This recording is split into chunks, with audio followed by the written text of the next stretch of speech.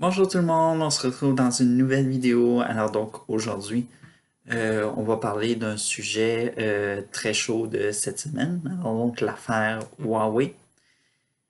Et puis je me suis dit, vu que c'est l'affaire Huawei, pourquoi pas je ferais une vidéo dessus, ma vision en tant que client ou utilisateur de chez Huawei et tout ça.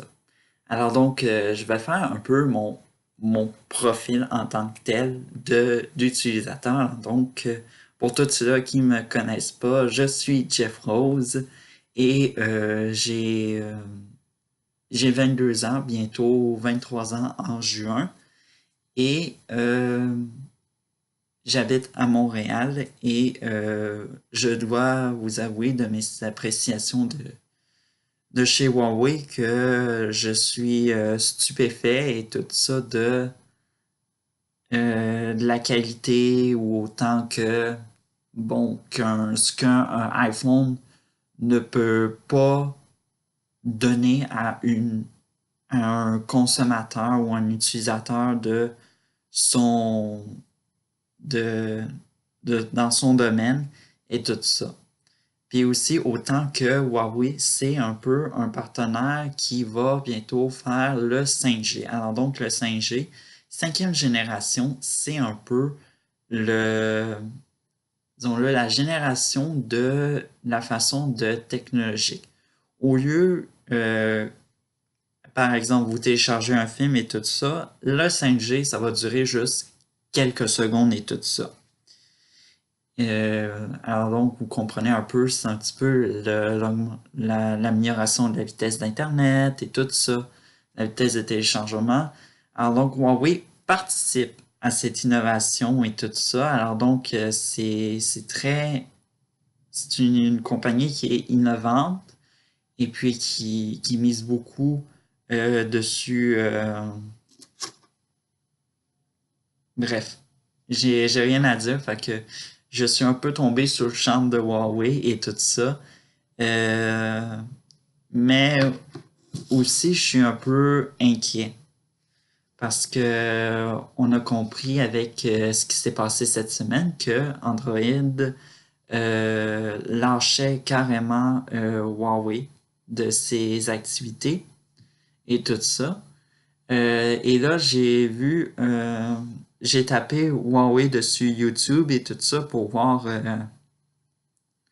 un peu à quoi ça ressemblait les vidéos et tout ça. Et dans le titre, on parlait de mort de Huawei, fin de Huawei, tout ça.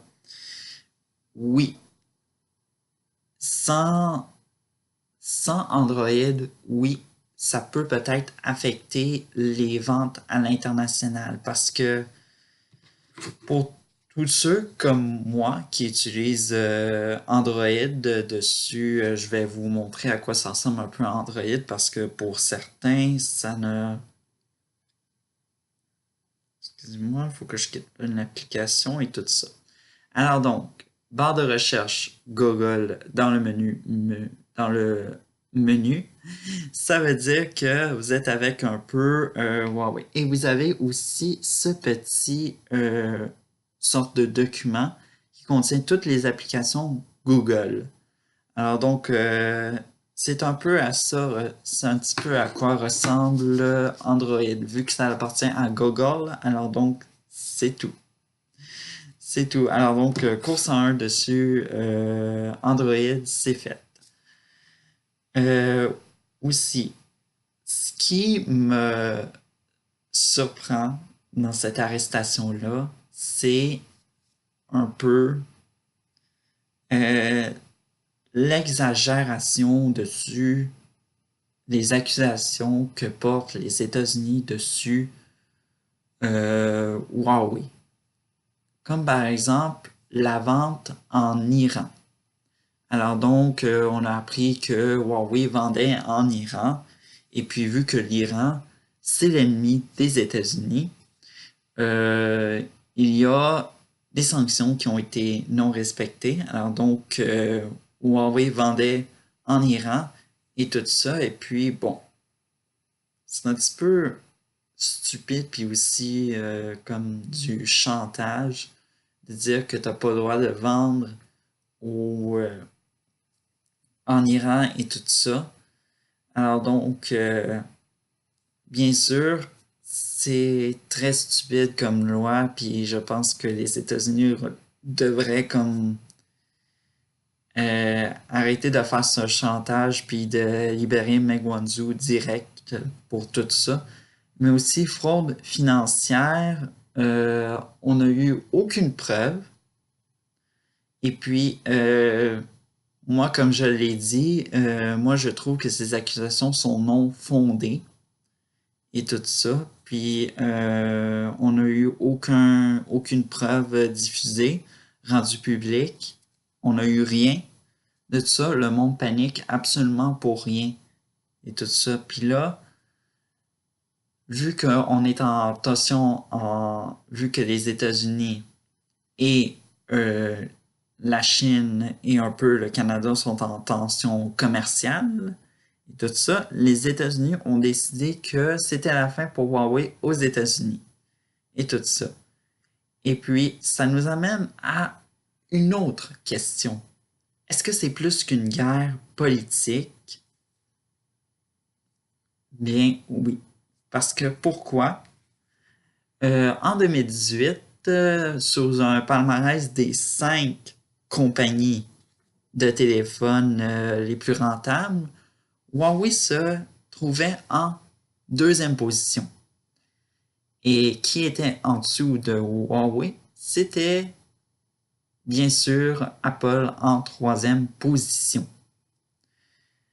Et tout ça.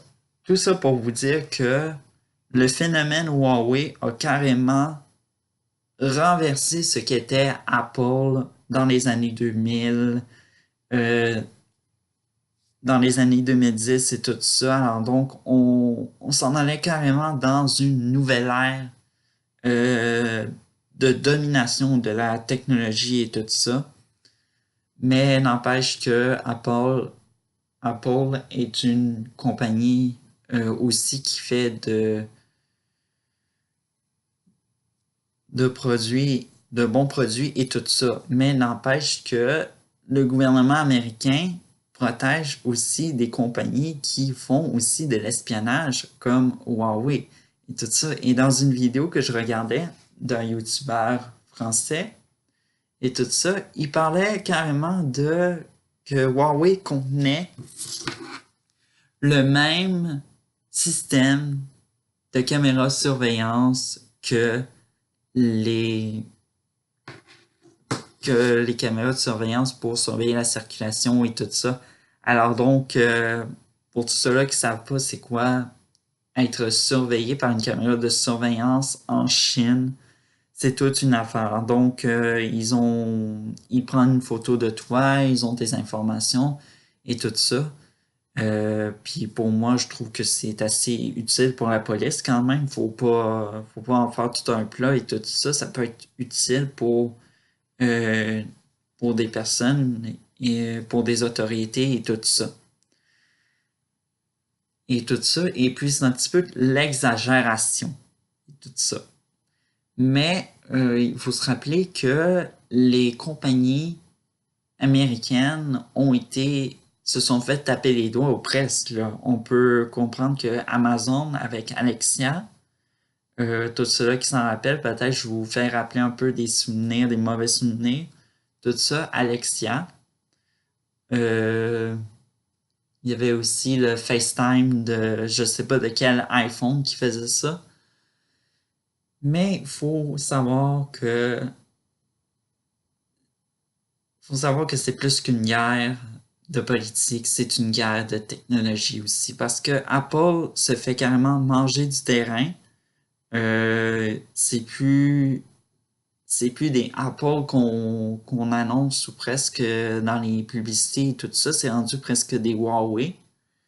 Et puis Apple, avec ses problèmes puis tout ça, les consommateurs se sont pas réveillés ou presque, se sont pas dit ben moi j'ai fini avec Apple, moi je m'en vais chez Huawei et tout ça, ou sinon chez Samsung. C'est dans le palmarès des 5 compagnies de téléphone les plus rentables. C'est c'est Samsung et tout ça. Alors donc, je vais dans des compagnies plus du côté asiatique et tout ça. Je pense que les gens ne savent pas trop ce qui se passe et tout ça. Puis même si Apple fait de bons produits et tout ça, on n'achète pas Apple parce qu'on achète un bon produit, on achète parce que Apple, c'est Apple et tout ça. On achète ça juste pour la marque. Et puis Huawei, on l'achète pas pour sa marque, évidemment. On l'achète évidemment pour sa qualité. Alors donc, on sait que ça fait de super belles photos et tout ça. Et puis pour leur dernier produit, le PC30, ils se sont associés à une compagnie de photographie qui s'appelle Leila Leica. Ok, un peu dans cette affaire-là, Leila et tout ça, pour faire un peu les yeux de l'appareil photo et tout ça. Alors donc, pour moi, euh, c'est très photogénique, mais en même temps, on assiste un peu à la perfection de la photo. On parle de moins en moins qu'un téléphone c'est fait pour parler, tout ça. Et puis maintenant, c'est pour prendre des photos. Alors donc, Huawei répond un peu à une demande criante dans cette clientèle-là qui aime beaucoup se prendre en photo, en selfie et tout ça, qui veulent avoir vraiment disons-le, de la qualité. Tout ça. Puis moi, même si j'ai pas le PC30, puis ça fait des. Puis on pense que ça fait des photos un petit peu embrouillées et tout ça, comme les autres téléphones et tout ça, mais non. J'ai la même qualité de photo. Alors donc, pour moi, ça sert à rien d'acheter un nouvel appareil. C'est pas comme Apple qui annonce année après année un nouvel appareil, puis qui, bon. Fait que vous avez un peu eu mes réactions d'utilisateurs de Huawei. Alors donc, je vais vous rappeler mon profil d'utilisateur. Je suis Jeff Rose, j'ai 24 ans et je vis à Montréal et je suis utilisateur chez Huawei. Et je dois avouer que Huawei est une compagnie et que je suis tombé un peu sous le charme de la compagnie. Alors donc, adios!